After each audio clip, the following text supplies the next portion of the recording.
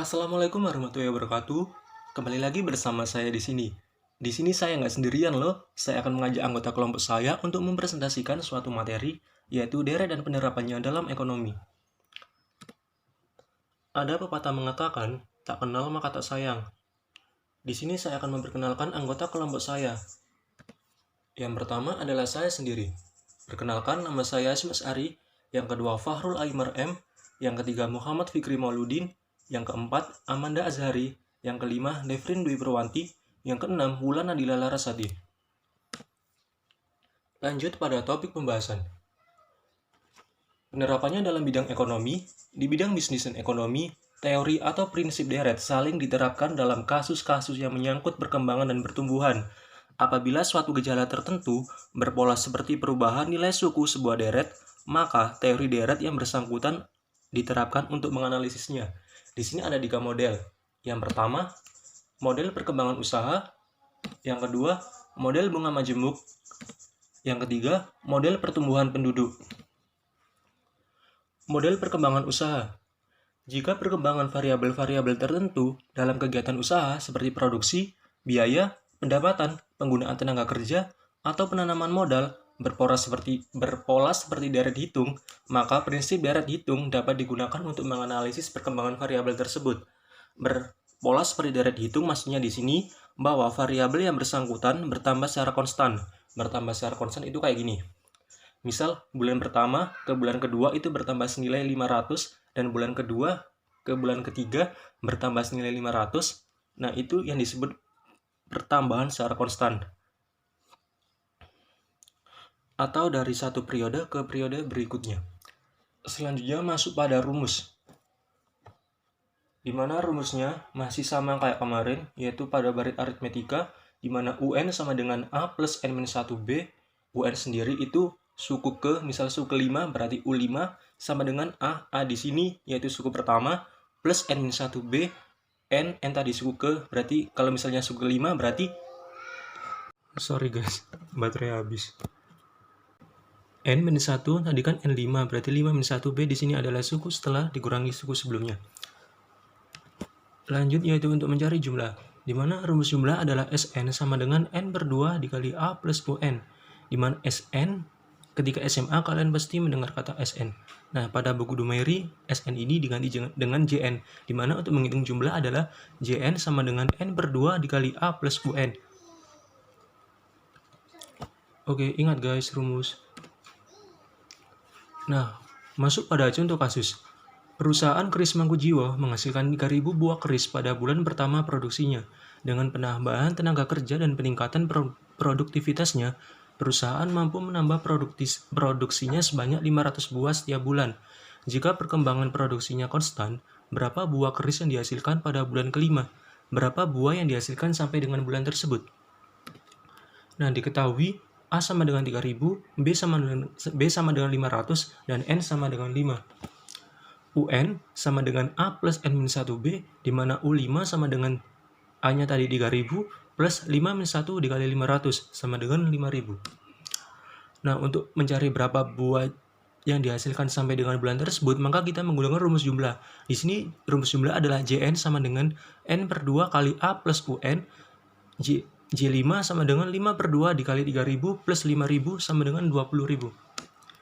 Jumlah produksi pada bulan kelima adalah 5.000 buah, sedangkan jumlah seluruh keris yang dihasilkan sampai dengan bulan tersebut adalah 20.000 buah.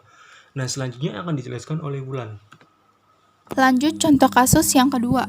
Besarnya penerimaan PT Cemerlang dari hasil penjualan barangnya 720 juta rupiah pada tahun kelima dan 980 juta rupiah pada tahun ketujuh. Apabila perkembangan penerimaan penjualan tersebut berpola seperti deret hitung, berapa perkembangan penerimaannya per tahun? Berapa besar penerimaan pada tahun pertama dan pada tahun keberapa penerimaannya sebesar 460 juta rupiah? Di sini dalam jutaan.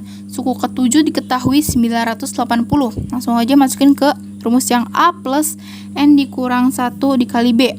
Jadi A plus 7 dikurang 1 sama dengan 6 dikali B. Jadi A plus 6B sama dengan 980. Diketahui suku kelima S5 sama dengan 720.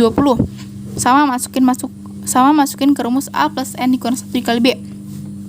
Jadi A plus 5 dikurang 1 sama dengan 4 dikali B. Jadi A plus 4B sama dengan 720.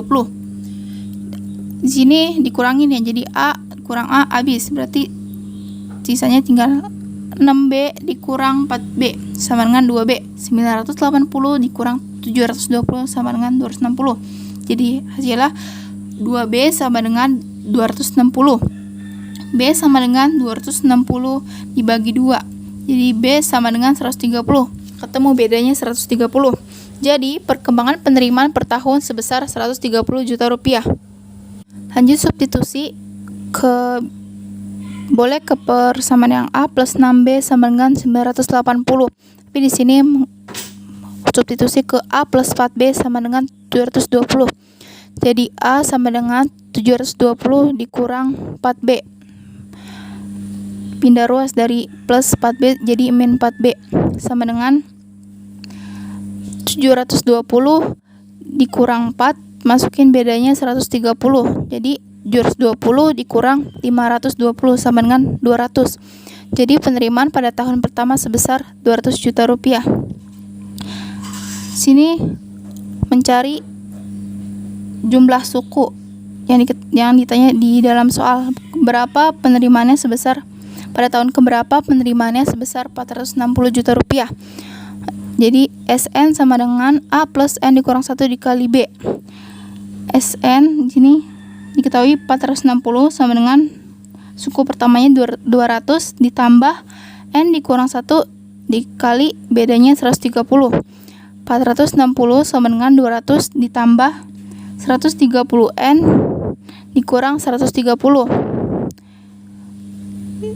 Sini hasil kali pelangi 130 dikali N 130N dikurang ini 130 dikali 1 min 1 jadi min 130.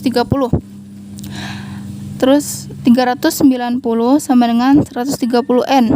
N sama dengan 390 dibagi 130. N sama dengan 3. Jadi penerimaan sebesar 460 juta rupiah diterima pada tahun ketiga. Model bunga majemuk. Model bunga majemuk merupakan penerapan deret ukur dalam kasus simpan pinjam dan kasus investasi. Dengan model ini dapat dihitung misalnya besarnya pengambilan kredit di masa yang akan datang berdasarkan tingkat bunganya atau sebaliknya untuk mengukur nilai sekarang dari suatu jumlah hasil investasi yang akan diterima di masa yang akan datang. Rumus jumlah di masa datang dari satu jumlah sekarang adalah apabila bunga dibayarkan 1 kali per tahun, maka rumusnya adalah Fn sama dengan P dikali 1 ditambah I pangkat N dengan Fn sebagai jumlah yang akan datang, P jumlah sekarang, I tingkat bunga per tahun, dan N jumlah tahun. Apabila bunga diperhitungkan dibayarkan lebih dari 1 kali dalam setahun, maka rumusnya adalah Fn sama dengan P dikali 1 ditambah I per M pangkat Mn dengan M sebagai frekuensi pembayaran bunga dalam setahun. Suku 1 ditambah I dan 1 ditambah I per M dalam dunia bisnis disamakan dengan faktor bunga majemuk atau compounding interest factor, yaitu suatu bilangan lebih besar dari 1 yang dapat dipakai untuk menghitung jumlah di masa datang dari suatu jumlah sekarang. Dari rumus di atas dengan sedikit manipulasi matematis dapat dihitung besarnya nilai sekarang apabila yang diketahui jumlahnya di masa yang akan datang. Nilai sekarang atau present value dari suatu jumlah uang tertentu di masa datang adalah P sama dengan 1 per 1 ditambah I pangkat N dikali F atau P sama dengan 1 per 1 ditambah I per M pangkat Mn kali F dengan P sebagai nilai sekarang dan F jumlah di masa datang. Suku 1 per 1 ditambah I pangkat N dan 1 per 1 ditambah I per M pangkat Mn dinamakan faktor diskonto atau discount factor, yaitu suatu bilangan lebih kecil dari 1 yang dapat dipakai untuk menghitung nilai sekarang dari suatu jumlah di masa datang. Contoh kasus, seorang nasabah meminjam uang di bank sebanyak 5 juta rupiah untuk jangka waktu 3 tahun dengan tingkat bunga 2% per tahun. Beberapa jumlah keseluruhan uang yang harus dikembalikannya pada saat lunasan, seandainya perhitungan pembayaran bunga bukan tiap tahun melainkan tiap semester. Berapa jumlah yang harus dia kembalikan? P P sama dengan 5 juta, N sama dengan 3, I sama dengan 2%, sama dengan 0,2. Fn sama dengan P dalam kurung 1 plus I pangkat N. F3 sama dengan 5 juta dalam kurung 1 plus 0,02 pangkat 3 sama dengan 5 juta dalam kurung 1,061208 sama dengan 5.306.040. Jadi pada saat pelunasan setelah 3 tahun, nasabah tadi secara keseluruhan harus mengembalikan sebanyak Rp5.306.040. Seandainya bunga diperhitungkan dibayar setiap semester M sama dengan 2, maka Fn sama dengan P dalam kurung 1 plus I per M pangkat Mn.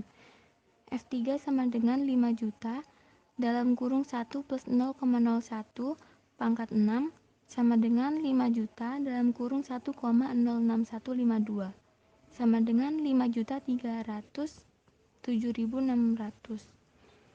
Jumlah yang harus dikembalikan menjadi lebih besar, Rp5.307.600. Selanjutnya ada model pertumbuhan penduduk.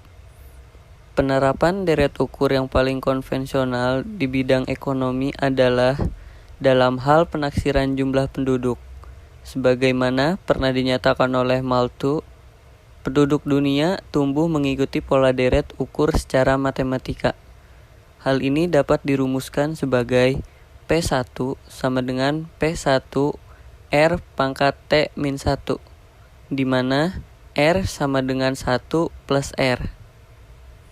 P1 adalah jumlah pada tahun pertama, atau bisa disebut basis. PT adalah jumlah pada tahun keempat. R adalah persentase pertumbuhan per tahun, dan T adalah indeks waktu atau tahun. Contoh kasus, penduduk suatu kota berjumlah 1 juta jiwa pada tahun 1991, tingkat pertumbuhannya 4% per tahun. Hitunglah jumlah penduduk kota tersebut pada tahun 2006. Jika mulai tahun 2006 pertumbuhannya menurun menjadi 2,5%, berapa jumlahnya 11 tahun kemudian? Diketahui P1 sama dengan 1 juta, R sama dengan 0,04. Ini dari pertumbuhan 4% per tahun. Yang R besar sama dengan 1,04 dari 1 ditambah 0,04. Jadi P tahun 2006 sama dengan 1 juta dikali 1,04 pangkat 15 sama dengan 1 juta dikali 1,800943 sama dengan 1.800.943 jiwa. Lalu mencari P 11 tahun kemudian. Diketahui P1 sama dengan 1.800.943, R sama dengan 0,025, R besar sama dengan 1,025. P11 sama dengan 1.800.943 dikali 1,025 pangkat 10 sama dengan 2.305.359 jiwa. Dan atau dengan memanfaatkan kaidah logaritma. P11 sama dengan 1.800.943 dikali 1,025 pangkat 10. Log P11 sama dengan log 1.800.943 dikali 1,025 pangkat 10 sama dengan log 1.800.943 ditambah 10 log 1,25 ditambah 10 log 1,025 sama dengan 6,255499 ditambah 0,107239 sama dengan 6,362738. Jadi P11 sama dengan 2.305.359. Mungkin cukup sekian yang dapat kami sampaikan. Kurang lebihnya mohon maaf apabila ada salah kata atau kurangnya penjelasan materi. Saya mewakili anggota grup ini, mohon pamit undur diri dari ruang dengar Anda dan sampai jumpa. Wassalamualaikum warahmatullahi wabarakatuh. Jika ingin bertanya, silakan bertanya di grup. Oke, terima kasih guys.